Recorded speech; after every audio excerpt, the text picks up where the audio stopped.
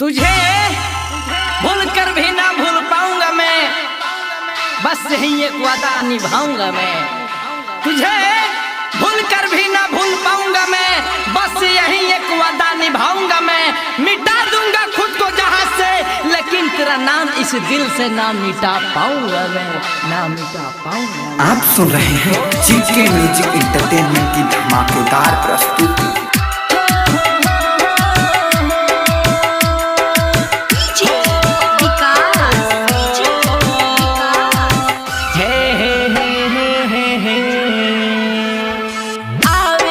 जब वो कर याद तब तब पागल आइले, आवेला जब वो कर याद तब तब पागल आइले।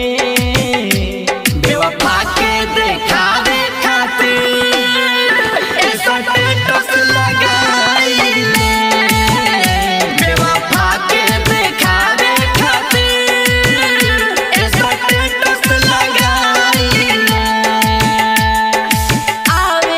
जब वो कर याद तब तब पागल आइले। बेवफा के देखावे खातिर ऐसा स्टेटस लगाइले, बेवफा के देखावे खातिर ऐसा स्टेटस लगाइले।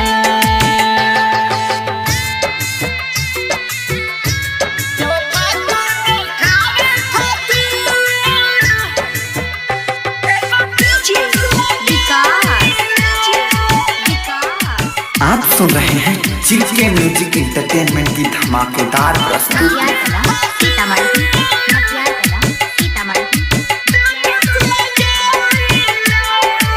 म्यूजिक बाय मुन्ना राज।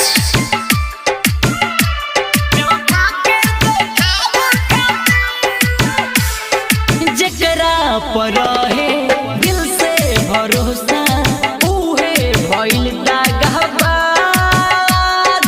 उहे भइल दागबाज। साथे जिए के वादा कैलस, छोड़लक अकेला हमें आज, छोड़लक अकेला हमें आज। दर्द मीटे है ना दिलवा के आंसू बहाइले, बेवफा के देखावे खातिर ऐसा स्टेटस लगाइले, बेवफा के देखावे खातिर ऐसा स्टेटस लगाइले। बेवफा के देखावे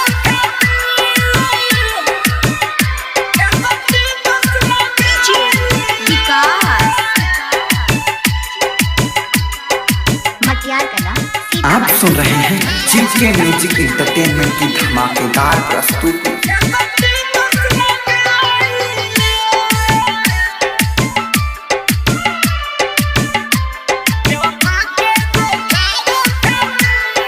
कितनो मिटाई मिटना ही बहावे, दिल पर लिखल वो करना, दिल पर लिखल वो करना। गौरी है मंदा के कहीं मुँह से कहना, प्यारों में भैनी नकाम, प्यारों में भैनी नकाम। राजा विकास नरस से विपतिया सुनाई,